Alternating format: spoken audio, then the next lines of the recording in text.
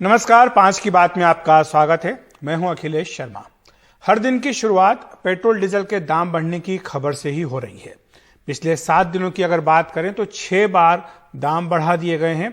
ये दाम वैसे तो थोड़े थोड़े करके बढ़ाए जाते हैं, कुछ पैसों की बात होती है, लेकिन अगर इकट्ठा करके देखें तो अभी तक करीब 4 रुपए की बढ़ोतरी हो चुकी है।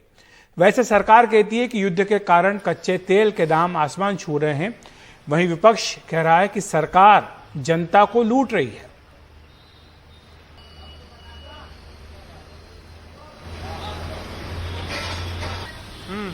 ठीक है।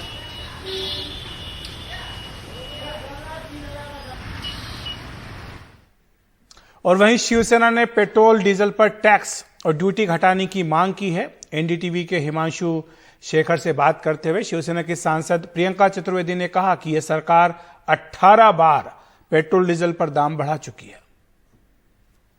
पेट्रोल और डीजल की बढ़ती कीमतों पर आज विपक्ष ने संसद में चर्चा की मांग की है। मेरे साथ प्रियंका चतुर्वेदी हैं। बहुत सारे नोटिस दिए गए थे कि हाउस की कार्रवाई को रोका जाए, इस पर चर्चा हो, लेकिन आपको अनुमति नहीं मिली। क्या इश्यूज रेज करना चाहते थे विपक्ष? हम लोग जो जिम्मेदारी बनती है विपक्ष की कि अगर जनता महंगाई की मार से त्रस्त है और हम देख रहे हैं अंदर पार्लियामेंट में सरकार मस्त बैठी हुई है, तो जनता की आवाज़ बनकर हम खड़े होकर हम बात करें। पर ये सरकार ऐसी है कि चर्चा भी नहीं होने दे रही है। जैसे ही नोटिस का समय आया, हाउस एडजर्न कर देते हैं। कितना आप अपनी जवाबदेही से भागेंगे? आए दिन पेट्रोल के प्राइस बढ़ रहे हैं, डीजल के प्राइस बढ़ रहे हैं और उसकी महंगाई की मार सभी को पड़ेगी, गरीब से गरीब जनता को, अमीर से अमीर जनता को। तो वो हमें हमारी जिम्मेदारी पूरा करने का मौका नहीं दे रहे हैं, प्रजातंत्र पे चोट पहुंचा रहे हैं और जनता की आवाज को दबाने का काम है। क्या इशू रेज करना चाहते थे आप राज्यसभा? इशू इसी का है कि एक तरफ जब यूक्रेन और रशिया की वॉर छिड़ी थी तो पेट्रोल प्राइसेस, जो ऑयल था, ऑयल का कॉस्ट कितना बढ़ गया था, 2 दुगना हो चुका था। पर तभी आपने कुछ नहीं किया क्योंकि आपको पता था वो राज्य सरकारों में आपको चोट पहुंचेगी वोट की, तो आप तब तक चुप बैठे रहे। अब जैसे ही आपको वोट मिल गए, जैसे ही सत्ता का मौज हो गया, जैसे ही आपके चीफ मिनिस्टर्स स्वेरिंग हो चुकी है, स्वेरिंग इन सेरेमनी हो चुकी है, वैसे ही आए दिन चोट डाल रहे हैं जनता की जेब पर। तो कहीं ना कहीं जो ये डीरेगुलेशन का हवाला देते हैं वो डीरेगुलेशन नहीं है, रेगुलेशन फॉर पॉलिटिकल अपॉर्चुनिज्म है। आपकी मांग है कि रोल बैक किया जाए जो कीमतों में वृद्धि की गई है? कहीं तो जनता को रिलीफ मिली जाए कि अगर आप पेट्रोल प्राइसेस कर रहे हैं तो ये सेस और जो आप टैक्स लगाते हैं उसको कम करिए। इतने महीनों से, जब से 2014 से इनकी सरकार बनी है, 18 बार टैक्सेस बढ़ा चुके हैं, तो क्या जनता को राहत नहीं मिलनी चाहिए? हमसे बात करने के लिए शुक्रिया।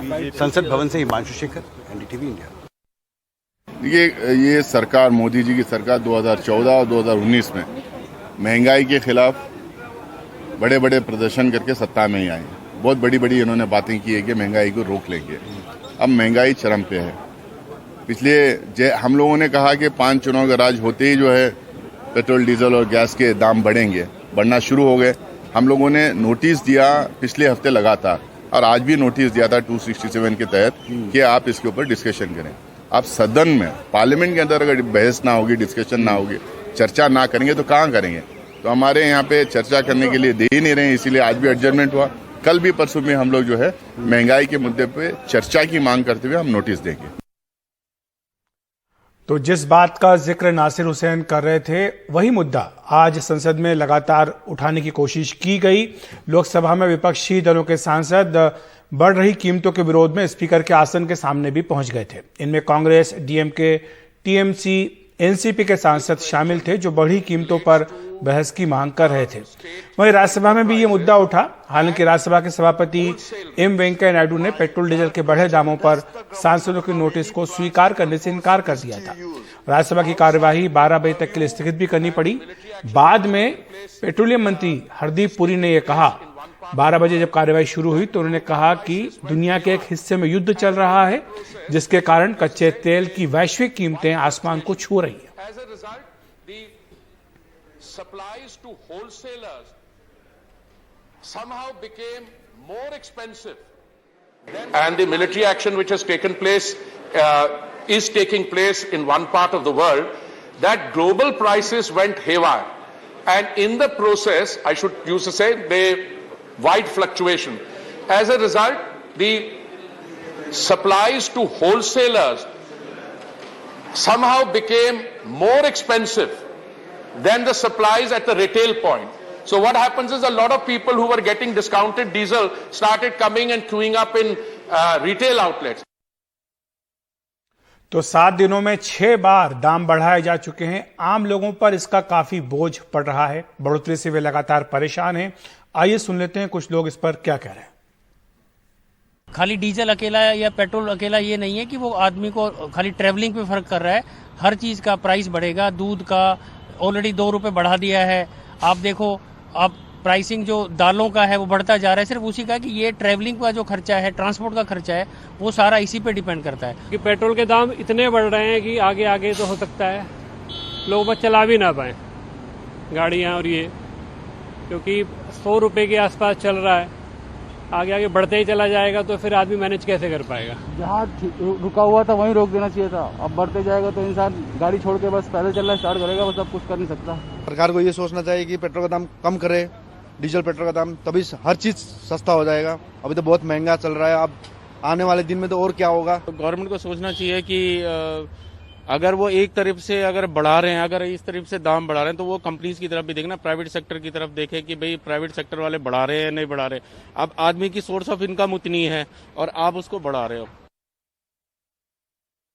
तो पेट्रोल डीजल के दाम जिस तरह से बढ़ाए जा रहे हैं, ये एक बड़ा सियासी मुद्दा भी बनता जा रहा है। हमारे साथ कांग्रेस के प्रवक्ता आलोक शर्मा जुड़ गए हैं, साथ ही डॉक्टर प्रियंका मौर्य हमारे साथ, जो कि बीजेपी की नेता हैं। आप दोनों का बहुत बहुत स्वागत है एनडीटीवी इंडिया पर। सबसे पहले डॉक्टर प्रियंका, मैं आपके पास आना चाहूंगा, कब तक बढ़ेंगे ये दाम? हर दिन आप बढ़ा रहे हैं 30-30 पैसे, कभी 80 पैसे। आखिर कब तक जनता इस तरह पिसती रहेगी? जनता ये क्या मान करके चले कि दाम बढ़ना कब बंद होंगे? आखिर वो कौन सा लेवल है जिस पर जाकर के दाम बढ़ना बंद हो जाएंगे, जो घाटा हो रहा है तेल कंपनियों को वो दूर हो जाएगा?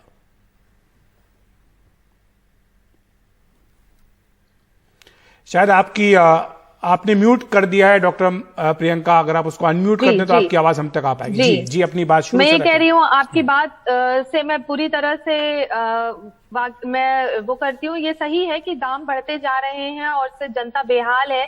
हम लोगों को भी सबको तकलीफ होती है, लेकिन जो इसके पीछे स्पेसिफिक रीजंस हैं कि जिस तरीके से प्रति बैरल के दाम बढ़ गए हैं, और अभी जो यूक्रेन का जो मामला बहुत ज्यादा तेजी से चल रहा है, जिसकी वजह से तेल में जो उछाल आ रहा है, उससे तकलीफें जरूर बढ़ रही हैं। लेकिन कहीं ना कहीं ये भी एक कहने वाली बात है कि जिस तरीके से ये दाम रोज के रोज बढ़ रहे हैं, ये रुकेंगे। बट ये है कि अभी जिस तरह की सिचुएशन है, उसमें जिस तरीके से सरकार इन चीजों को मैनेज करी है, वो कहीं ना कहीं काबिले तारीफ भी है।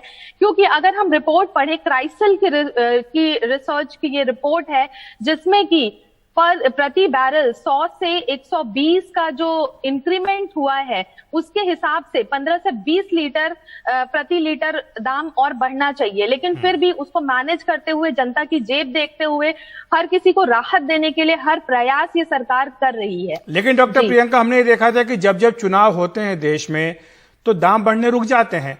अभी 5 राज्यों के चुनाव हुए, नवंबर में आखिरी बार दाम बढ़ाए गए थे। उसके बाद अब जाकर के 22 मार्च से दाम बढ़ने शुरू हुए। 2019 के लोकसभा चुनाव की बात करें तो जैसे ही आखिरी वोट डला, उसके तुरंत बाद जो है दाम बढ़ा दिए गए। कर्नाटक चुनाव के समय भी यही हुआ, 2017 के विधानसभा के चुनाव के समय भी यही हुआ। तो अगर दाम बढ़ने से रोकना तो फिर तो यही तरीका है कि चुनाव फिर से करा लिए जाए, तो शायद चुनाव होंगे तो कम से कम दाम बढ़ना रुक जाए।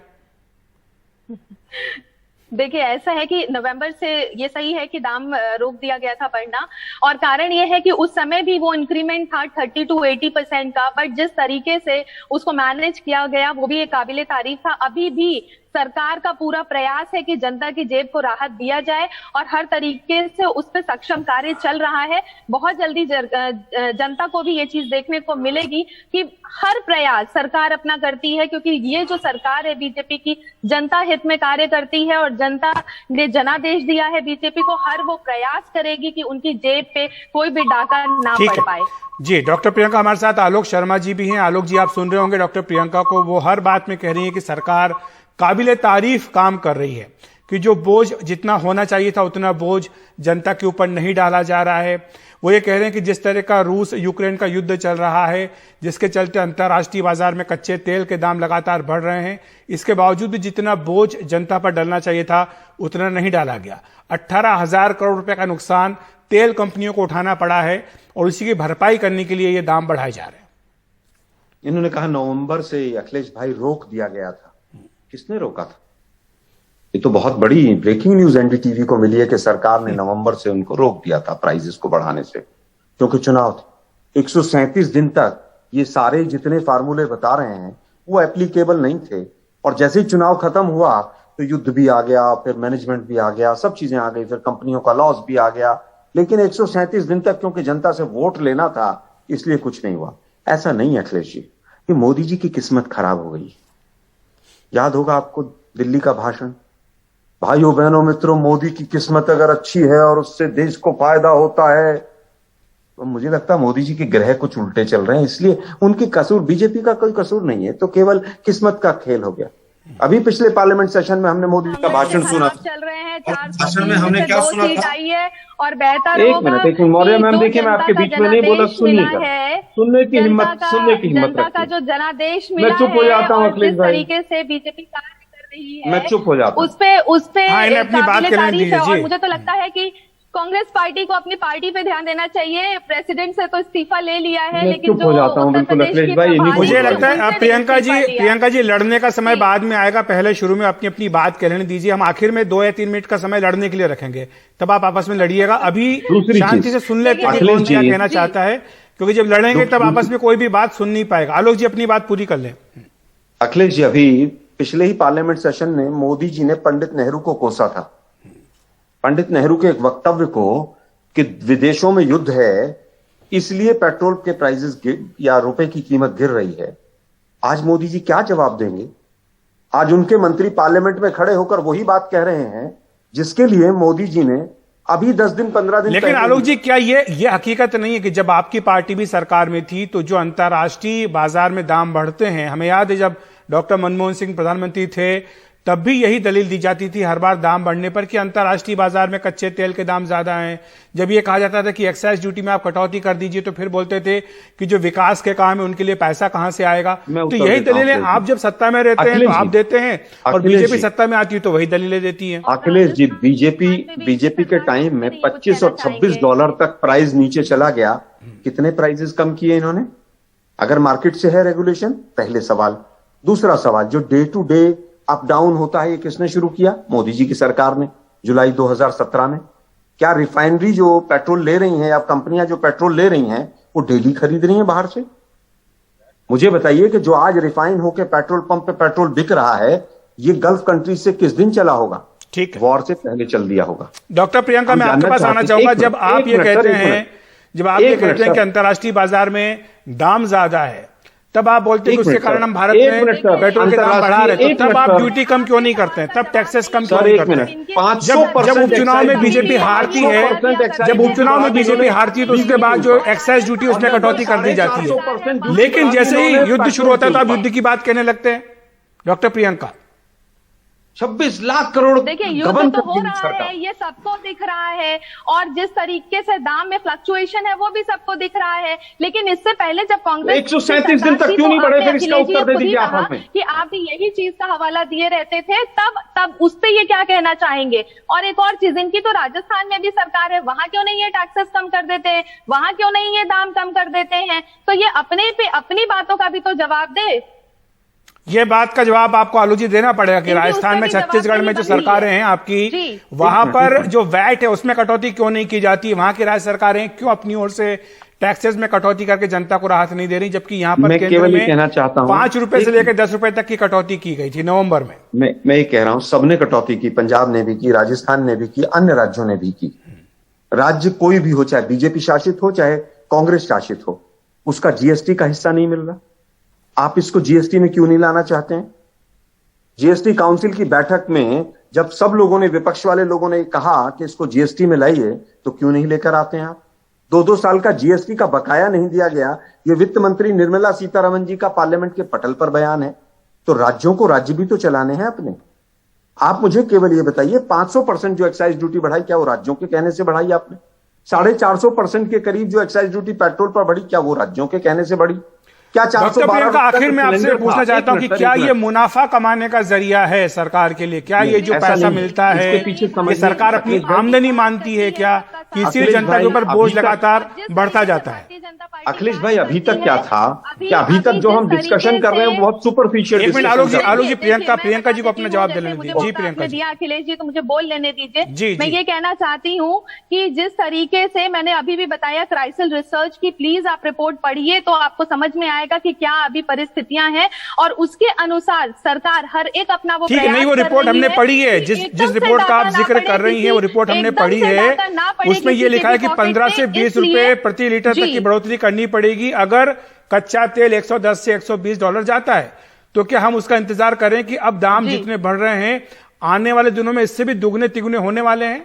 बढ़ोतरी का जो हिसाब अगर हम देखें तो देखिए, अभी तो ये आगे क्या होने वाला है ये मैं अभी तो नहीं बोल सकती हूँ, लेकिन सरकार को जिस तरीके से जनता ने जनादेश दिया है, हर प्रयास सरकार अपना करेगी कि किसी के भी पॉकेट पे उस तरह से भार ना पड़े और वो परेशान ना हो, क्योंकि राष्ट्र हित में कार्य करना ही बीजेपी का एजेंडा है। ठीक है, लेकिन चुनाव अभी समय है, दिवाली तक चुनाव कोई नहीं होना, तो तब तक मान के चला जाए कि जो है कोई राहत नहीं मिलेगी। डॉक्टर प्रियंका, गुजरात का, हिमाचल का चुनाव जो दिवाली के आसपास होगा तब तक कोई राहत नहीं मिलने वाली।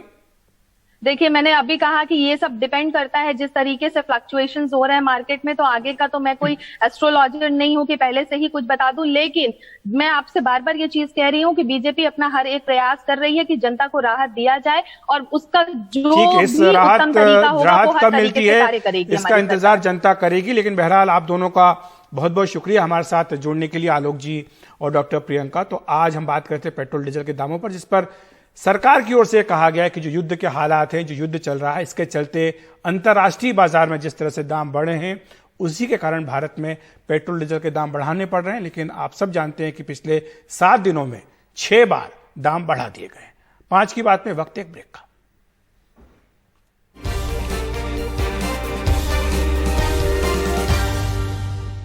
बात करते हैं दिल्ली की, जहां दिल्ली के गाजीपुर लैंडफिल साइट यानी कचरे के पहाड़ में आग लग गई है। आग बुझाने के लिए दमकल की 6 गाड़ियां बुलाई गई, लेकिन लपटें दूर से दिखाई पड़ रही हैं। इस बारे में अधिक जानकारी के लिए चलते हैं हमारे सहयोगी मुकेश सेंगर के पास। मुकेश, वैसे ही दिल्ली में प्रदूषण की हालत काफी खराब है और जिस तरह का ये कचरे का पहाड़ है उसके बाद हमेशा इसको लेकर शिकायत रहती है। इससे पहले भी कई बार यहाँ पर ये आग की घटनाएं हो चुकी हैं। इस बार क्या बता रही है पुलिस या फायर ब्रिगेड की, क्या कारण है और कब तक इस पर काबू पाने की उम्मीद की जाए? देखिए, ये आग करीब 2:30 बजे लगी थी और उसके बाद जो दमकल की 6 गाड़ियां हैं वो मौके पर पहुंची थी, लेकिन आग इतनी तेजी से फैली कि जो पूरे पहाड़ का हिस्सा है उसके एक बड़े हिस्से को इस आग ने अपनी चपेट में ले लिया और काफी दूर से धुएं का जो गुब्बार है वो लोग देख पा रहे थे। यहाँ तक कि जो आसपास लोग रहते हैं उनको सांस लेने में तकलीफ हो रही थी।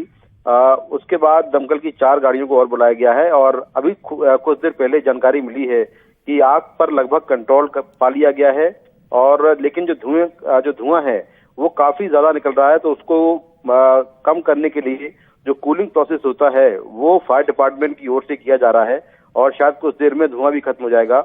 लेकिन पिछले 2-3 घंटे से आग लगी हुई थी और जिसके चलते एक तो जो पॉल्यूशन है वो बढ़ा ही, लेकिन जो आसपास लोग रहते हैं गाजीपुर के आसपास जहां पर ये पहाड़ है कचरे का, तो वहां पर लोगों को काफी तकलीफ हुई और धुआं ही धुआं चारों तरफ फैल गया था।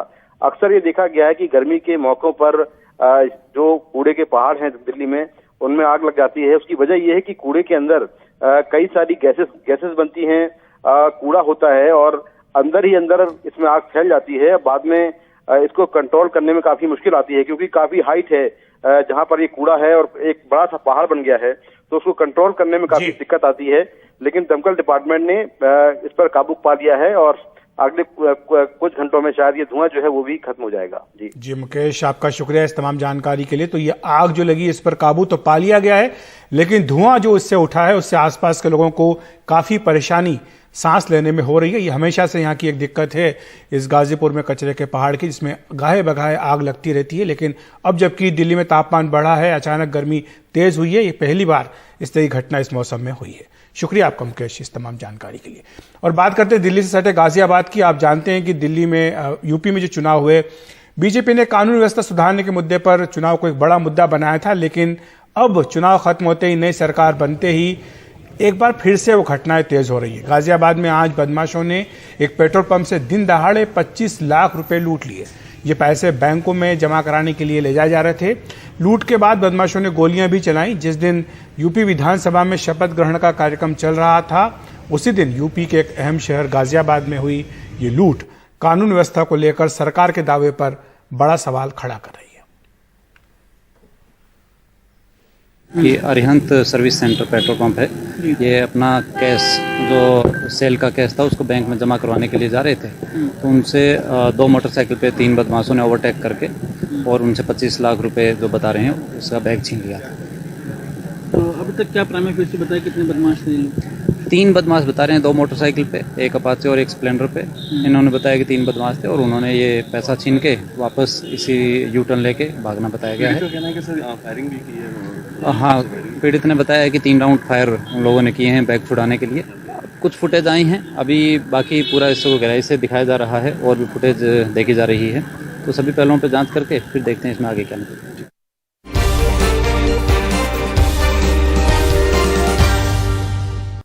बीरभूम हिंसा मामले में पश्चिम बंगाल विधानसभा में बीजेपी विधायकों ने जमकर हंगामा किया है। हंगामे के दौरान सदन में हाथापाई भी हुई। टीएमसी के एक विधायक ने आरोप लगाया कि बीजेपी नेता शुभेंदु अधिकारी ने उनके चेहरे पर मुक्का मारा। इस हंगामे के बाद 5 विधायकों को सस्पेंड कर दिया गया है। सस्पेंड किए गए विधायकों में शुभेंदु अधिकारी भी शामिल हैं। सदन के भीतर हंगामे का वीडियो बीजेपी की ओर से जारी किया गया है। दरअसल बीजेपी बीरभूम हिंसा पर चर्चा की मांग कर रही थी। मांग पूरी नहीं होने के बाद हंगामा शुरू हो गया। बाहर का जो माहौल है, गांव का जो माहौल है, जो गुंडागर्दी रामपुर हाट में भादु शेख अनारुल हुसैन ने कर रहा था, ठीक अंदर में भी एक ही हालत बना दिया। ये तृणमूल पार्टी, पुलिस और आपने गुंडा एमएलए लेकर, इसका खिलाफ हम लोग का आज 2 बजे पार्टी का मार्च है। मार्च में सब एमएलए पार्टिसिपेट करेगा। ये मुद्दे के ऊपर हम जनता के बीच भी जाऊंगा। स्पीकर के पास भी हम लोग का जो एलिगेशन है, as a leader of opposition I will send my written complaint to the speaker.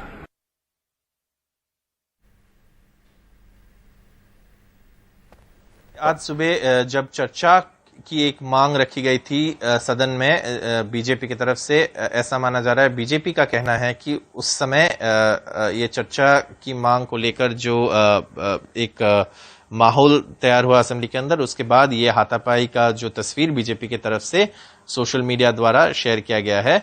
लेकिन अब तक कैसे हुआ, क्या हुआ और क्यों हुआ, ये पूरी तरीके से जो वहां अंदर असेंबली के अंदर क्या हुआ ये पता नहीं चला है, क्योंकि असेंबली के अंदर कैमरा जाना मना है। कैमरा तो ये जो तस्वीर आप देख रहे हैं, जो एक 13 सेकंड का छोटा क्लिप है, ये बीजेपी की तरफ से शेयर किया गया है सोशल मीडिया पर और बताया जा रहा है कि ये पश्चिम बंगाल के असेंबली की सदन के अंदर का विजुअल है।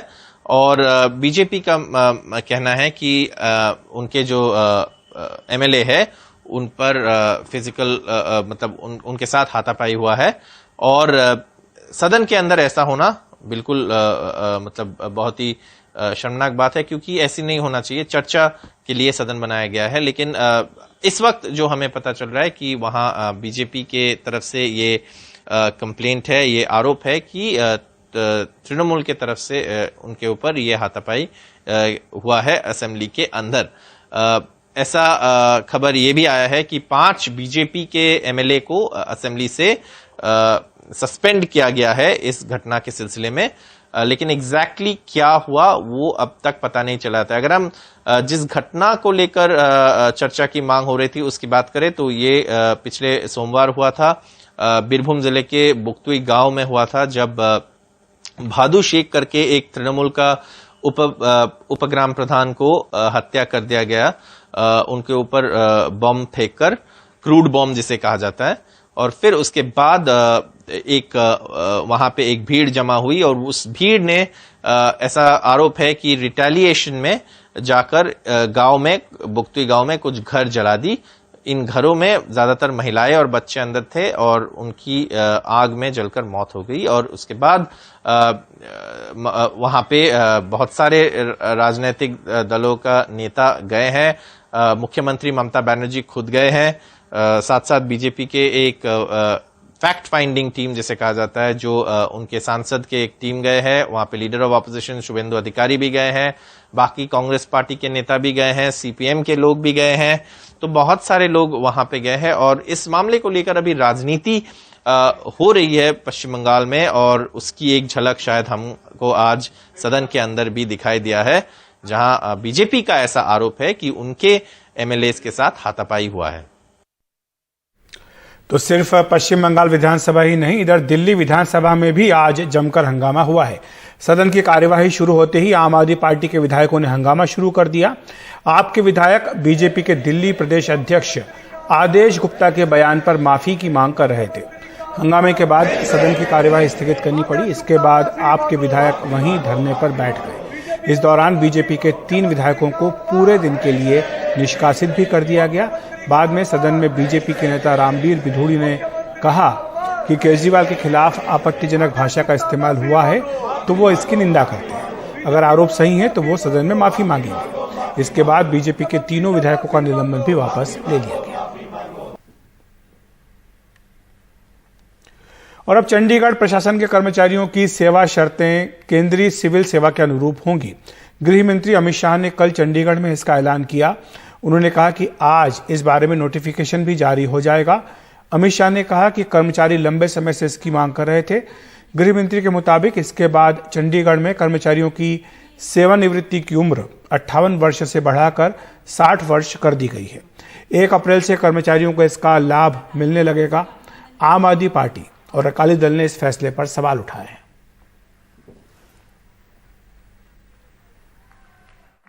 आपकी सेवानिवृत्ति की वय बढ़ जाएगी, 58 की जगह 60 हो जाएगी।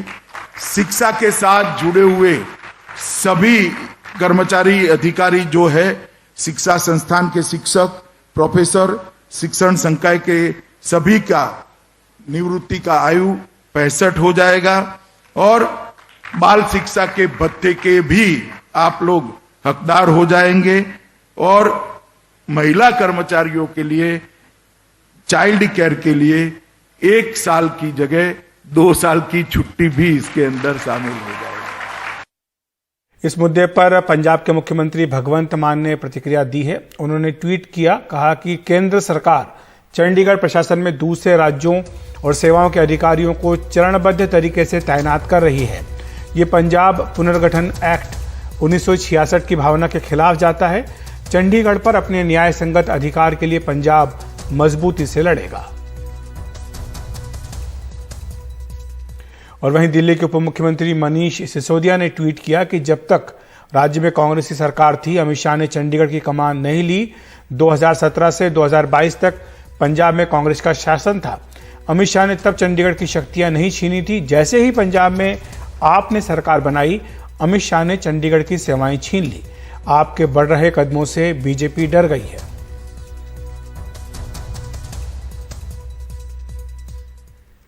और वहीं पंजाब की मान सरकार ने एक बड़ा फैसला करते हुए राशन की डोर स्टेप डिलीवरी शुरू करने का ऐलान किया है।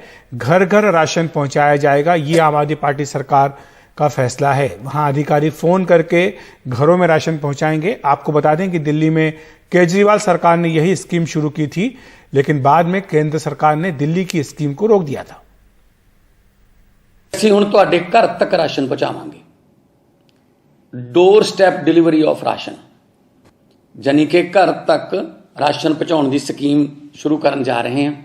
ਸਾਡੇ ਅਫਸਰ ਇਹ ਵੀ ਪੁੱਛਣਗੇ ਤੁਹਾਨੂੰ ਫੋਨ ਕਰਕੇ ਕਿ ਤੁਸੀਂ ਘਰ ਆਓ, ਕਿੰਨੇ ਵਜੇ ਘਰ ਹੋ, ਤਾਂ ਤੁਹਾਨੂੰ ਉਨੇ ਵਜੇ ਤੁਹਾਡੇ ਹਿੱਸੇ ਦਾ ਬਣਦਾ ਰਾਸ਼ਨ ਮਿਲ ਜੂਗਾ। ਇਹ ਸਕੀਮ ਦਿੱਲੀ ਦੇ ਵਿੱਚ ਵੀ ਅਰਵਿੰਦ ਕੇਜਰੀਵਾਲ ਜੀ ਦੀ ਸਰਕਾਰ ਨੇ ਲਾਗੂ ਕੀਤੀ ਸੀ, ਪਰ ਬਦਕਿਸਮਤੀ ਨਾਲ ਉੱਥੇ ਇਸ ਸਕੀਮ ਨੂੰ ਰੋਕ ਦਿੱਤਾ ਗਿਆ ਕਿ ਨਹੀਂ ਜੀ ਤੁਸੀਂ ਇਦਾਂ ਨਹੀਂ ਕਰ ਸਕਦੇ, ਲੋਕਾਂ ਨੂੰ ਤਾਂ ਲਾਈਨਾਂ 'ਚ ਹੀ ਲਾਉਣਾ ਚਾਹੀਦਾ। ਸੋ ਪੰਜਾਬ ਦੇ ਵਿੱਚ ਅਸੀਂ ਇਹ ਸਕੀਮ ਜਿਹੜੀ ਹੈ ਉਹ ਲਾਗੂ ਕਰਨ ਲੱਗੇ ਹਾਂ। भगवंत मान जी ने ऐलान किया है कि पंजाब में गरीबों का राशन उनके घर घर तक पहुंचाया जाएगा। Door step delivery of ration, घर घर राशन योजना। दिल्ली में पिछले 4 साल से हम लोग इस योजना को, door step delivery of ration की योजना को लागू करने के लिए बहुत संघर्ष कर रहे हैं। सब कुछ हो चुका था, हमने सारा काम कर लिया था। केंद्र की भाजपा सरकार ने इसको रोक दिया, इसे करने नहीं दिया। अब इसका आइडिया आ चुका है, इसका समय आ चुका है, तो ये तो लागू होगा। दिल्ली में नहीं लागू करने दिया, कोई बात नहीं, पंजाब में लागू करेंगे।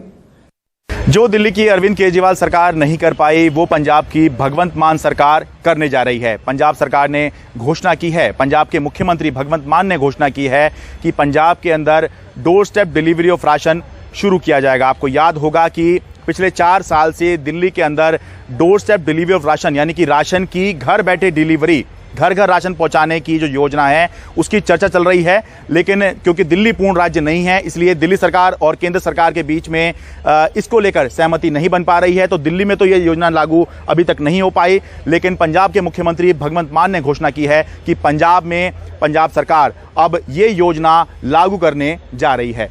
पंजाब के मुख्यमंत्री भगवंत मान ने जो बताया है वो ये है कि ये योजना ऑप्शनल होगी, यानी कि वैकल्पिक होगी। अगर लोग चाहते हैं कि वो दुकान पर जाकर ही राशन लेना चाहते हैं तो वो ऐसा कर सकते हैं, और अगर लोग चाहते हैं कि उनको घर बैठे राशन, महीने का राशन जो है वो पहुंचाया जाए, तो वो इस योजना का फ़ायदा उठा सकते हैं। इसके अंदर होगा ये कि जो खाद्य आपूर्ति विभाग के लोग हैं वो फ़ोन करेंगे, लोगों से बात करेंगे, टाइम फिक्स किया जाएगा और तय समय पर जो है जो आपस में सहमति बनेगी कि इस समय पर आप घर पर होंगे, उसके हिसाब से घर पर राशन पहुंचाया जाएगा। दिल्ली के अंदर ये योजना लागू नहीं हो पाई क्योंकि दिल्ली पूर्ण राज्य नहीं है, इसलिए केंद्र सरकार का जो दखल है, जो हस्तक्षेप है, वो जो है दिल्ली के अंदर ज़्यादा रहता है। लेकिन पंजाब एक पूर्ण राज्य है, तो जो दिल्ली सरकार नहीं कर पाई, अरविंद केजरीवाल दिल्ली में नहीं कर पाए, उस योजना को, उस महत्वाकांक्षी योजना को अब पंजाब में भगवंत मान सरकार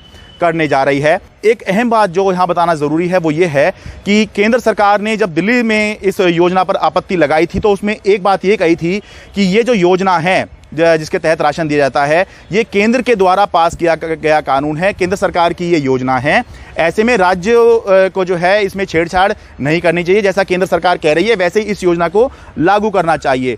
तो कहीं इस नाम पर, वैसे तो पंजाब पूर्ण राज्य है और पंजाब में उतना हस्तक्षेप केंद्र सरकार का नहीं हो सकता जितना दिल्ली के अंदर हो जाता है, लेकिन कहीं केंद्र सरकार इस नाम पर तो इसमें जो है बातचीत या फिर कुछ रोक तो नहीं लगा देगी कि ये केंद्र की योजना है और केंद्र सरकार की योजना है, संसद का पास किया गया कानून है, तो क्या कहीं उस मामले को तो लेकर इस पर रोक नहीं लग जाएगी, ये हमें आगे देखना होगा। लेकिन फिलहाल के लिए हमें ये कहना होगा कि पंजाब सरकार जो है अब इस दिशा में आगे बढ़ रही है कि राशन भी जो है वो अब घर बैठे घर घर राशन पहुंचाया जाए।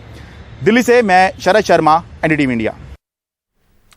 बात करते हैं उत्तर प्रदेश की, जहां विधानसभा में आज नए सदस्य अपनी सदस्यता की शपथ ले रहे हैं। सबसे पहले मुख्यमंत्री योगी आदित्यनाथ ने सदस्यता की शपथ ली, इसके बाद अखिलेश यादव ने शपथ ली। अब इसके बाद एक एक कर मंत्रियों और उनके बाद विधायकों को शपथ दिलाई जा रही है। शपथ ग्रहण का कार्यक्रम कल भी चलेगा। फिलहाल रामपति शास्त्री ने प्रोटेम स्पीकर के तौर पर शपथ ली है और सतीश महाना विधानसभा के नए अध्यक्ष होने जा रहे हैं। उन्होंने पर्चा भर दिया है। विपक्ष की ओर से कोई उम्मीदवार नहीं है, ऐसे में उनका निर्विरोध चुना जाना तय है।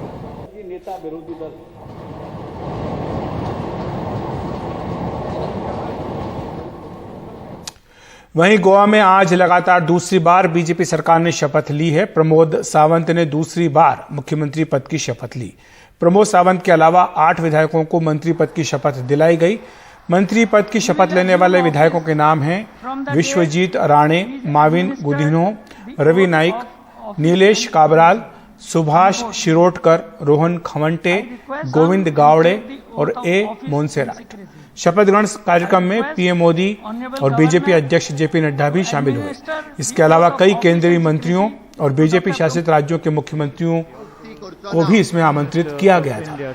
बीजेपी ने गोवा की 40 में से 20 सीटें जीती हैं। इसके अलावा उसे महाराष्ट्रवादी गोमांतक पार्टी और 3 निर्दलीय विधायकों का भी समर्थन मिला है।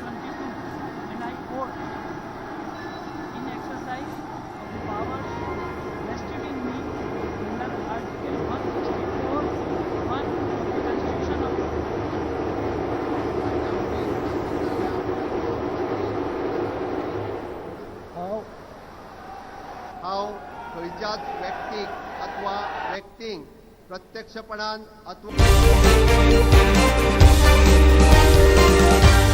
पाकिस्तान की नेशनल असेंबली में आज इमरान खान सरकार के खिलाफ अविश्वास प्रस्ताव पेश कर दिया गया है।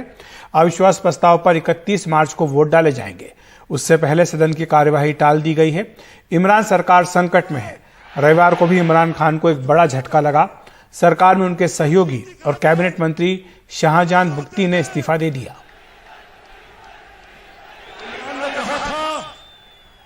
मैं तुम्हारे सब पासपोर्ट की इज्जत करवाऊंगा। लोग कहते थे कैसे करवाएगा? इस्लामाबाद वालों, पाकिस्तान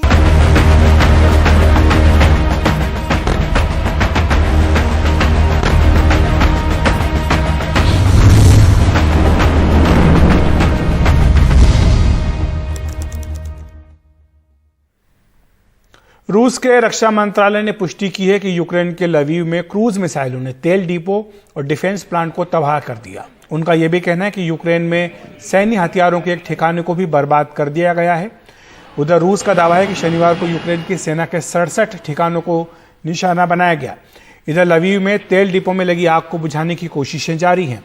रूस के हमले में तेल डिपो तबाह हुआ, हालांकि किसी व्यक्ति को कोई चोट नहीं आई। लवीव शहर में लगातार बढ़ रहे हमलों की वजह से लोग लगातार पलायन कर रहे हैं।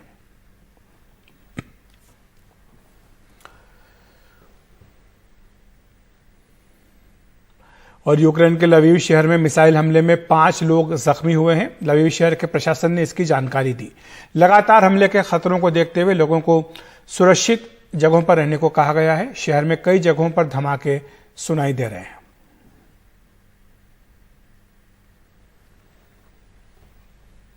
यूक्रेन पर रूस के हमले का आज 33वां दिन है। रूस और यूक्रेन के बीच आज तुर्की में बातचीत होगी। यूक्रेन तटस्थ देश की भूमिका के लिए तैयार है, ये वहां के राष्ट्रपति जेलेंस्की ने कहा है। और साथ ही यूक्रेन के कई शहरों पर हवाई हमले का अलर्ट जारी किया गया है। लवीव के तेल डिपो पर रूसी सेना ने हमला किया है। वहां भीषण आग लगी, जिस पर करीब 15 घंटे बाद काबू पाया गया।